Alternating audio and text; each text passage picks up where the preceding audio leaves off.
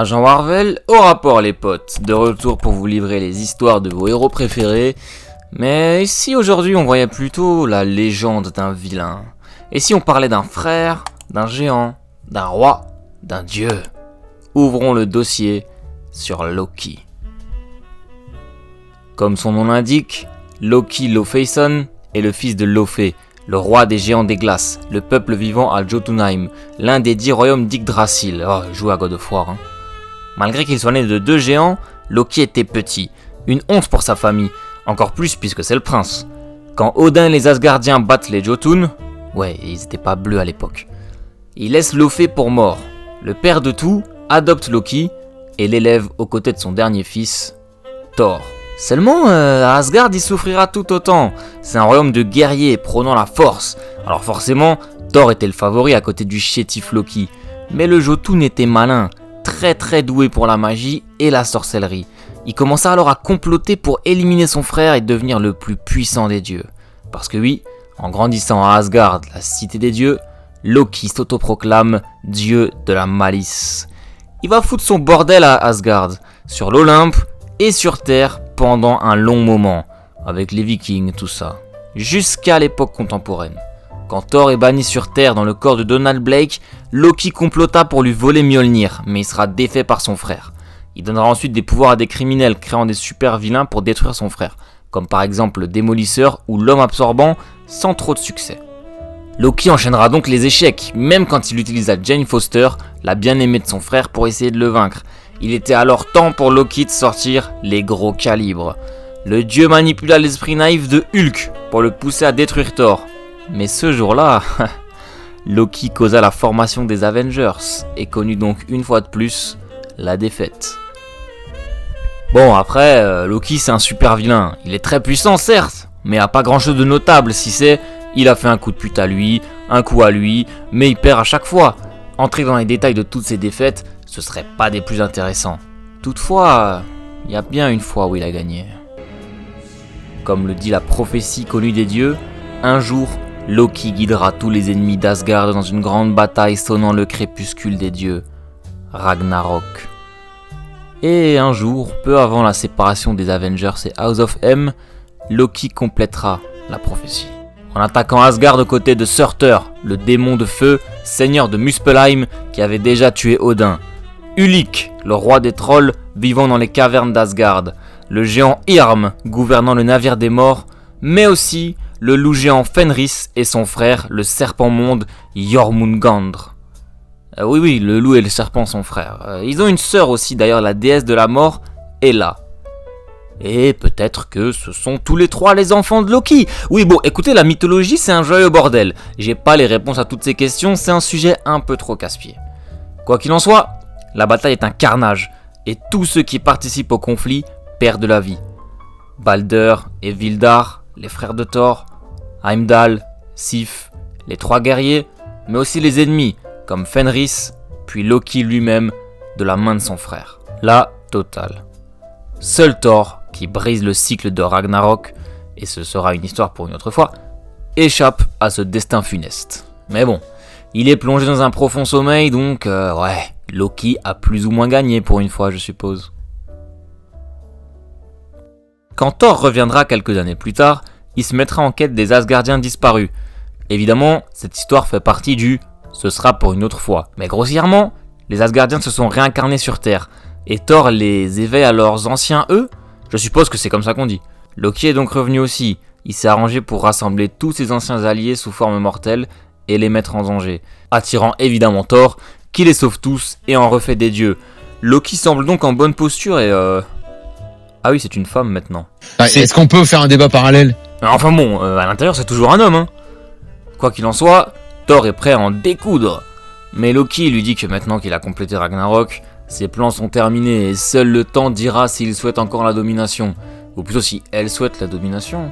Ah bordel, c'est compliqué. Elle rejoindra donc la nouvelle Asgard, désormais sur Terre, en promettant à Balder, son frère, de ne plus mentir et qu'il était désormais un allié de confiance. Balder le Brave a du mal à y croire, mais Loki deviendra une précieuse alliée pour lui. Bon, ce sera visiblement de courte durée, hein. Un rat reste un rat, puisque quand les Skrulls lancent leur grande invasion, Loki fera croire à tout Asgard que Beta Ray Bill, le frère d'armes de Thor et utilisateur de Stormbreaker, il fera croire que Beta Ray Bill, donc, était un Skrull infiltré. Bon, grâce au dieu du tonnerre, tout finira sans encombre. Enfin...